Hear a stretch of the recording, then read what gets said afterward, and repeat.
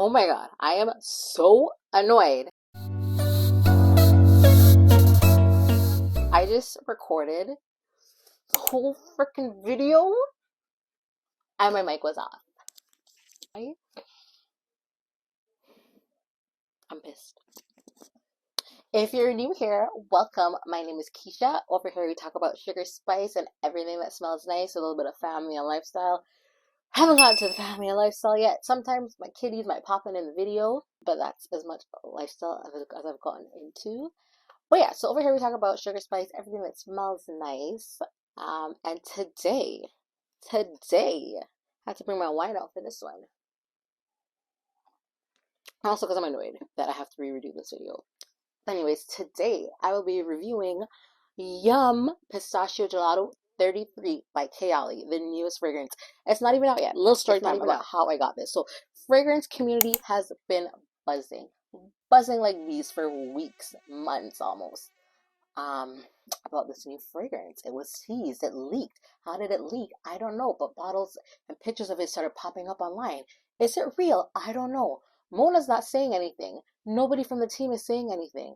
And when, in retrospect, when I look back, it was actually genius. Genius. Because it created this huge buzz. Everybody rushed to buy it. We don't know if it's real. We don't know if it's not real. Everybody wanted to be the first, like the newness of it. So finally last week, Mona confirmed on her Instagram that this is real. It's happening. Did the whole launch. Beautiful images. She looked beautiful. The aesthetics are beautiful. It just made you really want it. Like I wanted to smell it. I wanted to be able to bite it and eat it. Like, yum. Like literally yum. So release date March 21st. Now I'm in those Reddit groups. I'm in the Facebook groups. I'm in the Reddit groups. I'm all up in it. I don't have Discord. I don't do the Discord groups, but I'm in all the groups, the fragrance groups. And somebody was like, "It's live on Sephora." Girl, I flew to my Sephora app. I couldn't even tell you how much it was. Like I'm gonna have to pop it up somewhere because I checked out so fast. I don't even know how much it was. I got the 50 ml though. I didn't get the full size, but I checked out so fast. And it was only live for a short period of time because later on that day, people were saying it was like if you look at it now, it says not available, coming soon on Sephora. Now everyone was like, "Oh my gosh! Like I ordered mine. Like I hope they honor it. I hope they honor it." And 2 days later, mine came in the mail. Now I have to be really honest. I also think that this was part of her marketing scheme to tell Sephora, put it live on the X date for a few hours. At X time, close it off. Because again, it created that hype, that scarceness. Like it's human nature. If something is scarce and you feel like it's a necessity, you are gonna get it. You're gonna hunt to get it. So everybody rushed to get it, and that definitely, I'm sure she has sold a lot of bottles in that short amount of time, even before the official launch date. Because Sephora doesn't just glitch like that. Do they? Do they really? I don't know, but I think it was part of the marketing scheme. It got me. I fell for it. I rushed to go check it out when it was live for that brief period of time because now it's not live. Now everybody else has to wait until March 21st. But those people are actually probably smarter because now everybody that rushed to get it is going to be doing the review. So they're going to get a sense of it before, and they can decide like March 21st, do I really need to buy it? It probably will still sell out because a lot of her fragrances do sell out, especially if they're limited edition. And I think this one is. Oh. But anyways, that was a little story time. Ooh. That was a little story time about how I actually ended up getting the bottle, getting the juice. Now let's get into the fragrance. So this is the box. It looks like all the other Kayali boxes, the same shape, the same style, just a different color. All the different fragrances, the box matches a bottle. Notes on the back of the bottle. Same thing with the actual bottle. Now I think the bottle is so cute. The girls online are hating. Like, oh, it's tacky, it's cheap, it doesn't look good. It's cute. Like, it's supposed to be, like, remind you of a dessert. That is the feelings it's supposed to invoke. And it's a nice pistachio, minty green color with a white lid. Makes you feel like it's like the whipped cream on top of the gelato or the ice cream. Like, it's super cute. And I don't think there's anything wrong with the bottle. I think the bottle is cute. I don't know why the girls be hating. The girls online, they be hating. Anyway, so enough chit chat. Let's get into why you're really here. So the notes listed on the back are pistachio gelato, well, pistachio gelato, hazelnut, sweet rum, whipped cream, marshmallow, cotton candy. Now, if you look at Fragrantica, as per Fragrantica, because you know, like, she doesn't list all the notes on the back because there's typically a lot of notes. As per Fragrantica, what they have listed are the top notes of pistachio, rum, hazelnut, ice cream, cardamom, bergamot. Middle notes of lily of the valley, jasmine, pear, peony, geranium, raspberry, and white peach. And then base notes of whipped cream, marshmallow, cotton candy, sandalwood, cacao, cedar, lucum, I don't know how to say it, and tonka bean. So that is as per Fragrantica. And that makes sense because you get more than what is listed. Like, there's nothing floral listed on the bottle, but you do pick up a light, airy, like a light floral freshness when you spray it. And like, she's like improved the atomizer. Like, it's like a nice even mist. It does smell really good. I'm not gonna lie. When you spray it, it's sweet and creamy and nutty. The pistachio, the marshmallow, the cotton candy. There's a sweetness to it initially when you spray it. I know those are in the base notes, but you really pick it up right when you spray it. And there's a creaminess to it. It smells so good. But it's sweet, but it's not sickeningly sweet. It's not headache inducingly sweet. Like, it's just a nice sweetness. As it settles, there's a little bit of freshness to it. I mean, I am not picking up all the floral notes that are listed, but there is something light and floral and fresh about it. Let's spray again. So yes, you definitely get pistachio. It's creamy, sweet. You get the cotton candy, and as it dries down, that's when the rum starts to come through. But it's not like it's not a boozy rum. It's almost spicy. Like, it's sweet and spicy. It smells good. It smells really, and it doesn't stay sweet the entire. And like, when it dries down, it's like a perfect combination. It's just all the notes come together perfect. So online, some people were saying they get patchouli. Don't know where that came from. Patchouli is not listed as a note. I don't get no patchouli at all. Like, at all. Like, there's nothing. Some people are saying it's green. Like, I don't get any green earthiness. I get freshness. I think the name is really appropriate because it's not, even though there's ice cream notes, right? It's gelato. It's Yum Pistachio Gelato, and gelato has a lesser fat content than traditional ice cream. And like, you can tell it's not dense. It's not so heavy. There's a lightness and airiness to it. I don't feel like it's a true gourmand in the same way that Love Don't Be Shy is, where you're getting the marshmallow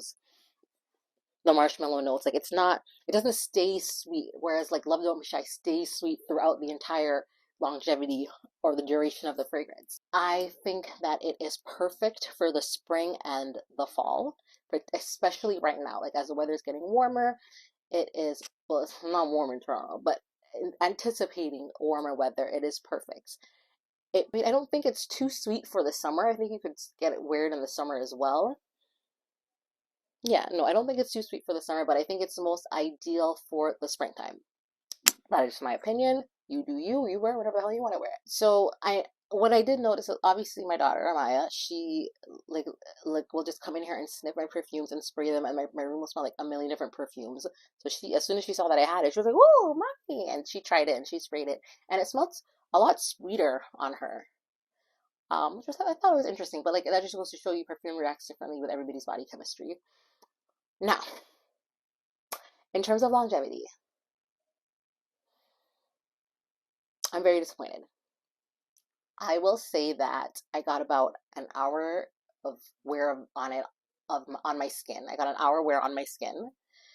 On my clothes, maybe 2 to 3 hours, and like, I could not smell it after that. However, okay, one thing I will say is it smells very similar to Brazilian Bum Bum Cream. And not in the sense that they're dupes. Like, if you're wearing this and you tell me you're wearing this, I believe you. No, it's not like that. Like they complement each other very well. So I think that these would go together very well as a layering combination that would help add a little bit of longevity. Projection is weak as hell. Like I said, after an hour, it was literally like a skin scent. I had to like be like inhaling my wrist to smell it. Um, Last night I went to bed pretty late. Like I think I probably went to sleep around like one or two, like one-ish. Before I went to bed, I sprayed my pajamas, I sprayed my bed, my sheets, I sprayed everything because I was like, let me see like if I can still smell this in the morning. My Apple Watch said it's up for 5.5 hours, which is not like I can still smell my a lot of my fragrances at least on my clothes. Like, even if I don't smell it on my skin, after 5.5 hours, I can still smell my fragrances on my clothes.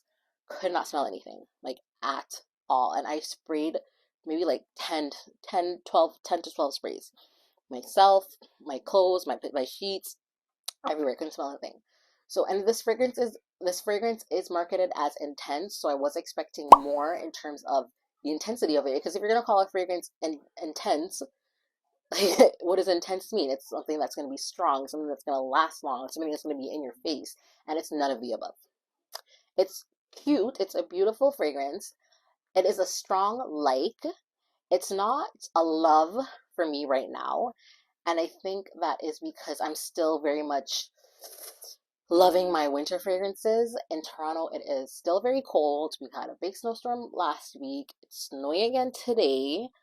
Like spring is nowhere in sight. So I'm still very much gravitating towards my warm and cozy fragrances. But I think like I can grow to love it. Like I'm not completely writing it off. I think as it does eventually get warmer, I'll want to reach for it more. But the longevity is just not what I was expecting. Um, Overall, I give it a 7.5 out of 10. I think that if it was actually intense and it had a better longevity, it had more of a sillage, I would rate it higher. Like I think it could have gone out to like an 8.5, but it's just not. And I know that that's typically like it's like it is a bit light and airy. Typically those type of fragrances don't usually last long, but it's marketed as intense. Like my D&G light blue is very light, very airy, and it lasts way longer than Yum Pistachio Gelato 33. So I think that Mona and her team should go back to the lab and really rework this formula and to come out with an intense version. I think the girls would be happy. The fragrance community would be happy because it does smell really nice. Had I actually gone to Sephora and tested it out first and not just ran with the hype, which was very good marketing, like actually amazing marketing, Mona. Maybe I don't think I would have rushed to buy it, like maybe when it got warmer. But I don't know. I still think it'll sell out because it's marketed as limited edition. The marketing has been amazing. And I firmly believe that you should, like, yes, you can like listen to reviews, but ultimately like try things out for yourself so that you can determine if it works for you. Because what works for me might not work for you, and vice versa. And that's okay. We're all different. But I mean, that's just how it worked for me. I found, and even reading a lot of reviews online, the longevity just ain't it. It's just not it. It's not hitting. Like, come on, Mona. It smells good though. It's a very pretty fragrance. I do really like it. Again, strong like it could grow to be a love in the springtime. I feel like I'll probably reach for it more then, and I'll definitely be layering it with this to help try to get the fragrance to last a bit longer. And they're not dupes in any sense. Like they have similar notes. Like this has some pistachio and some almond in it, some sandalwood. This also has pistachio and sandalwood in it, so it makes sense that they have a similar vibe. They're not dupes, but they complement each other well.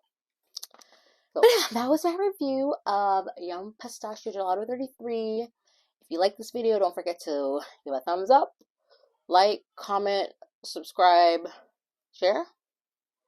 You know I'm learning. Like, come on, help me out. I'm learning. But anyways, thanks for watching. See you next time. Bye.